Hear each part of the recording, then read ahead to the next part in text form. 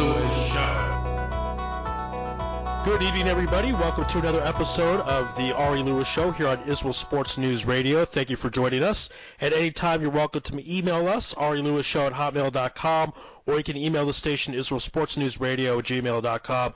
NBA Finals set to get underway tonight. Of course, in the Holy Land will be pretty late in the morning. We'll talk about that later on. Rematch of last year's finals, Golden State Warriors versus the Cleveland Cavaliers. On the line right now to break down the series.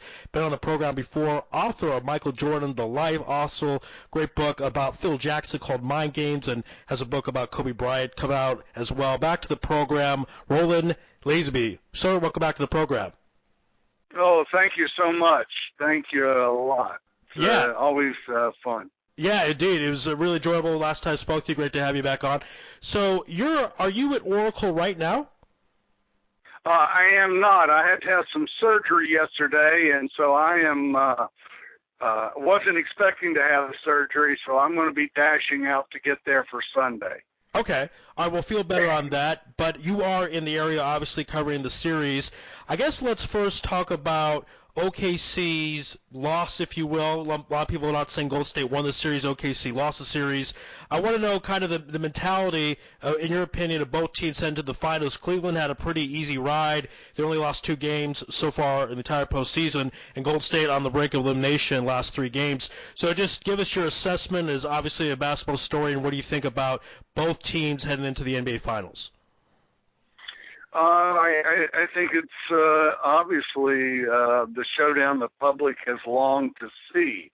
I think every basketball fan was intrigued by the maturing of the OKC crowd, and I think they made great strides. I think it also demonstrates that you can play amazingly well when you get to these final levels of things, and you can have a brief lapse as the Thunder did, and that can be all it takes for you to lose a series. It's really kind of a remarkable thing in so many ways that a team can play that well and be lost, or play that well and lose because of just momentary lapses of how you have to play. But I think the series itself is extraordinary. We, sometimes we have these great eras in basketball where you don't quite have the team that can step up and truly challenge the dominant club. And the Warriors certainly were a dominant club this year. And so far, they got challenged nicely. But during the Jordan era, it was really hard for them to find a great finals challenge. I mean, those great Utah Jazz teams were able to step up and provide some challenge, and the Indiana Pacers finally one year in the conference finals. But once the Jordan era got up and running, they were pretty dominant. I think we have 2 pretty closely matched teams coming back and returning in this year's finals. Last year, Cleveland was obviously dealing with a lot of injuries, but it's going to be interesting to see with the additions of the players who were out last year, how much more of a challenge this championship run will be for the Golden State Warriors. And it's interesting you bring up Michael Jordan and his battles, or the Bulls' battles with the Utah Jazz, because I vividly remember 1997, Malone won the MVP that year, and it seemed to really irk MJ that he didn't get the award. It was a very close award. This was not a close MVP award this season, as obviously Steph Curry won unanimously, but LeBron made his comments a few weeks ago, and it seemed to bother Curry a little bit. Curry saying, I try to ignore things, etc. I kind of like that similar story going in. You have these teams in the NBA Finals, and both their stars obviously want the MVP, feel like it should be their award. So I wonder if you could touch upon that, especially in 97. How much did that really fuel MJ that he didn't win the MVP, and then that, of course, helped him and his team win the NBA Finals? Well, obviously, MJ was the master of finding something to jack himself into that hyper-competitive state. And, it's pretty clear that if he couldn't find something, he wasn't above making something up. And so the good thing about that for MJ was that with Malone being named the MVP, he didn't have to make something up. It was something that was there for him to use to really drive his competitive anger. Yeah, and it was very vivid before Game 1. They were talking about they weren't going to shake hands, but they did. A very great series, 6 games, and obviously Steve Kerr's shot in Game 6. Speaking of Kerr, another comment LeBron James made was that Kerr was not deserving of the Coach of the Year award this year. Interesting argument, if you will, because he missed a significant amount of games due to his back. I haven't really heard of that. 2 teams in the NBA Finals and a star calls out the coach for winning the Coach of the Year award. Have you ever heard of anything like that before? Of course, Phil Jackson forever made a practice of offering little digs and finding ways to demean the opponent, whether it was making fun of Sacramento as a cow town or making fun of Jeff Van Gundy as coach of the Knicks. He could always find a way to get under the opponent's skin. And that's sort of become the MO of the age. Donald Trump has gone from reality TV to the very serious business of a presidential campaign by essentially lampooning his opponents. And LeBron's a smart guy. He's looking for any advantage he can. I don't think he'll find much there, but that is the way these things work these days. And in some ways, we have Phil Jackson to thank for it. Yes, indeed. It certainly is the era of insulting, getting attention, media attention, etc. Again, we're here on the Ari Lewis Show at Israel Sports and News Radio. My guest is Mr. Roland Lazenby here on the program. There's a little bit of an Israel angle to the series, very small, but as you know, Cleveland's head coach at the beginning of the year was David Blatt, fired in the middle of the year before the All-Star break, despite the fact the team had a first-place record, great record. But it looks like the move may have been the right move. Tyronn Lue got them to the NBA Finals. Yes, they were there last year, but the team looks a little bit sharper. Talk about that aspect of firing a coach when the team's in first place, but yet maybe it works out for them. Well, I have to say that I think it's more about comfort level than it is about, in any way, about coaching. Anyone who knows basketball knows Dave Blatt was a fine coach and is a fine coach and was really trying to encourage LeBron to do the things that are important for him to have success. And I think that I've often seen things like this happen in NBA history where one coach is delivering the truth, and if that coach doesn't quite have all the power necessary to deliver the truth, then that coach pays the price for it, and someone else comes in and ends up having to do it. In this case, it was Ty Lue, who obviously had played for Phil Jackson, had been on those teams around superstars, who understood a little bit of the sort of bizarre calculus of managing a super ego. It's not that LeBron James is an ego out of control. He just has a certain level of expectation about things that it can be hard sometimes for someone just into the fray to really understand. And I think that sort of became the deal. There wasn't really any sort of grace period for Dave Blatt to find an adjustment. I think everybody was roundly shocked, and I think that includes Ty Lue himself, that the franchise would fire Dave Blatt. But I actually wrote a story for Vice Sports last year comparing LeBron to Bill Russell, who was, a superstar who became a player coach. back in the 60s when the NBA allowed player coaches. It's no longer allowed in the NBA for several reasons. But Bill Russell was at that age that Red Auerbach, who had coached him to 8 championships with the Celtics, and he looked around, and Red Auerbach wanted to retire. And when he looked around, he said, the only guy that's going to be able to do this and make it work is Russell himself. And so he made that decision. These players sort of become lords over the game. And in some ways, LeBron, became the lord over the game, sort of like a movie actor becoming a director and a producer. These roles are not uncommon in other phases of society. Ty Lue thought it was a bad idea. He lobbied against the coaching change. That is clear. He has never been the kind of guy who was covetous. I have the utmost respect for Ty Lue, but the coaching change was made.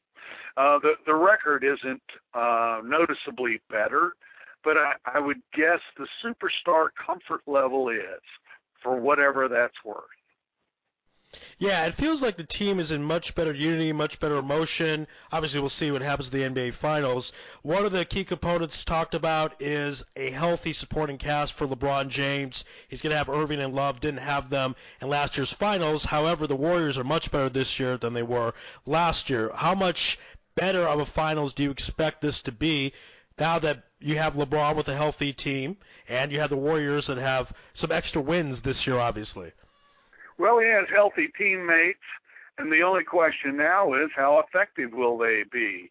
I think there are ideas that Kyrie Irving will be quite effective. I think you see a lot of media speculation that Kevin Love, the power forward, will have a lot of issues trying to match up with Draymond Green, the very unique and unusual power forward and playmaking power forward for the Warriors. It's no secret that Kevin Love is not a world-class defender, while Draymond Green has, been lauded for his ability to defend. So we'll see where that matchup ends up. I think it is key for Kevin Love to play well. And I think he will, but I do think it is going to be a challenge, so it'll be fun to see. That's one of the things you always look for in the championship series. Who steps up? Who walks into the moment sort of like a batter stepping into a pitch and is able to knock it out of the park at the key moment. And I think that's what we're waiting to see with this championship series in the NBA this year. Again, this is the Ari Lewis Show here on Israel Sports News Radio. My guest is author Roland Lazenby talking about the NBA Finals. Tempo-wise, the Warriors are a team that obviously like to shoot a lot of three-pointers, and they seem to kind of like an up-and-down game. You have LeBron and Kevin Love, two big guys that could post up anytime if they wanted to. So would you imagine the Cavs trying to make it a little more of an Eastern Conference type of situation, slow it down, more half-court, or are they going to run up and down with Golden State? Well, I think that tempo would obviously be that. The Cavs like to shoot a ton of threes themselves, and that's good until it isn't. But it's going to be interesting. Part of running a system offense like Dave Blatt wanted to run is that it gives you the opportunity to control tempo a little better. Now, both Kerr and Ty Lue are Tex Winter, Phil Jackson disciples. They don't run the triangle offense, which is the textbook offense for controlling tempo.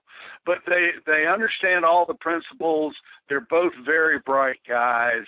And so it'll be interesting to see this tug of war that goes on between the two of over tempo.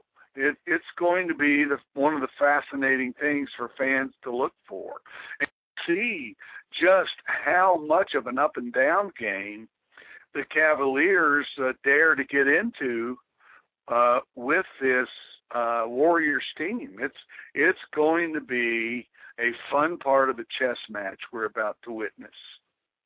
And obviously, anytime there's a championship series, a big talk is about the stars, but a big talk needs to be the X factor. I want to get your breakdown. Who do you think is the X factor for both ball clubs? Well,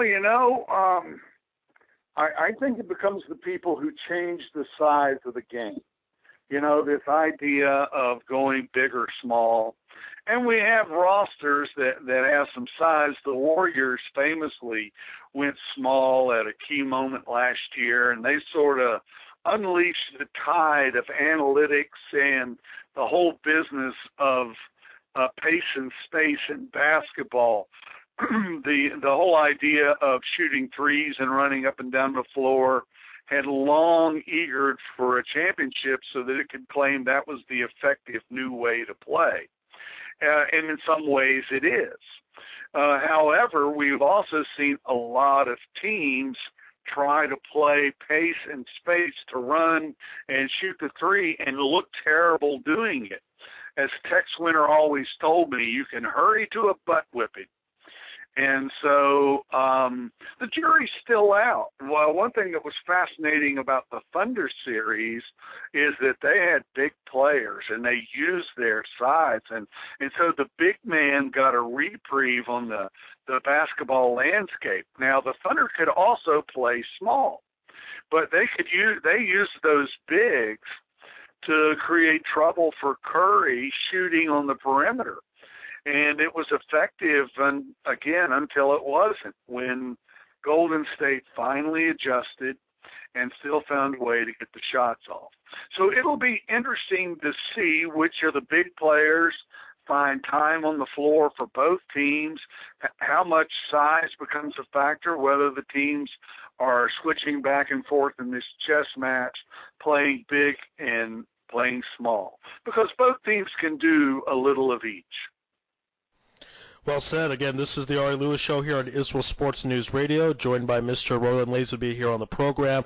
Hate to put you on the spot, but it's what we got to do in radio. Obviously, the Warriors are the favorites, 73 wins, home court advantage, Steph Curry reigning MVP, and Cavs, LeBron James, and a very healthy supporting cast. So who do you like, and how many games? Well, I think it's going to be immensely close. I feel it's going to be a 7-game series unless the Warriors prove that they are just ready for all challenges and are able to put immense pressure on the Cavaliers. But I don't think that'll happen. I think it's two veteran teams that know each other pretty well. The Cavs have a lot to prove. LeBron, of course, has the agenda of his greatness. That's additional pressure. Steph Curry's the kind of guy who knows how to get his own chip on his shoulder. But I guess if I had to say, that home court advantage is usually a very big factor. Now, I think it'll be won and lost throughout the series. I think it'll be very easy for one team to get a win on the other's floor. But I do think ultimately, as it did in the Thunder Golden State series, home court ended up being the big issue for Game 7. And just enough daylight, just enough mistake for the Warriors to survive. And my thinking on that goes back and forth. Just the other day, I was thinking maybe, just maybe, that Cleveland was going to pull this off. And I still wonder about it, still have my doubts. All right. I totally understand this thinking, because I look at these teams as two heavyweight boxers going in the ring, and back when they had 15 rounds, go the full 15 rounds. That's kind of the feeling, and it's going to be very exciting. And usually, if Game 7 is going to be at home, clear advantages the home team. We see that throughout history. Now, I want to ask you before we let you go about a guy who's not been in the NBA Finals since 2010, 6 years ago. Kobe Bryant, you've written a book about him. His last game ever, he scores 60 points. We talked about this off the air, and just an incredible thing when you think, I mean, there are great players that have never scored 60 points at all. You know, Tim Duncan, one of them, and Kobe does it in his last game. Just talk about that, and then talk a little bit about the book as well about Kobe Bryant. Right. I have a 700-page book, Michael Jordan, The Life, that details that amazing basketball story. It's in 12 languages. It's been a fun project, and so Little Brown, my publisher, asked me to tell Kobe Bryant's story. We didn't think it would go to 700, 650 pages, but it has, because it is an amazing story. So much of it untold. The book comes out October 25th. There is a fascinating business story that drives Kobe Bryant's life, in addition to a very difficult personal story, in addition to all the things that everyone knows. But, the goal of my books is to bring it all together into as complete a view of these global superstars as is possible, while being an independent view. I know both men. I've spent a lot of time. I sat with Kobe in the locker room when he was a rookie, just Kobe and me for 30 minutes talking before he went out and won the slam dunk contest. I was there the night he scored his first NBA field goal. I've sort of watched his pilgrimage the whole way. And so I'm just trying to tell that whole story independently. The name of this book is Showboat, and that in itself creates some consternation for Kobe Bryant, because that's the name of the nickname Shaquille O'Neal gave him. It's his younger persona. The nickname Kobe made for himself was Black Mamba. But the story is really tied to, in many ways that the reader will come to understand, the idea of Showboat. And it's the story of a great competitor, a tremendously skilled one-on-one player, and as his final game showed, an unbelievable volume scorer who mustered everything he had one more time to be Mamba out. And I've seen many remarkable things in 30 years of writing about the NBA.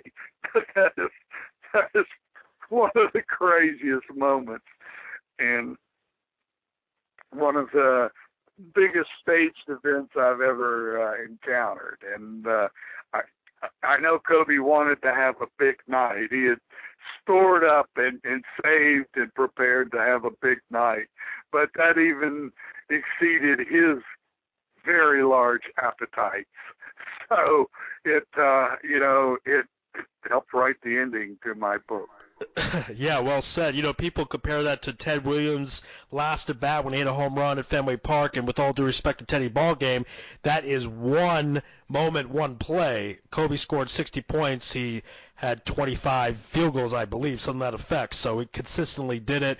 Maybe the Utah Jazz were not the best defensive team. Maybe they didn't try the hardest, but just for the guy to score that many points, even in an open gym, at that age, that quickly, up and down, truly incredible. So we'll keep an eye on the book, Showboat. I hope you come on the show before then. We'll talk more basketball, and we'll hopefully talk around the book coming out and promote it. And it was always great to have you on. Really a pleasure. Really appreciate it. And we know you're very busy as well. So please enjoy the NBA Finals, and we will speak soon. Thanks so much.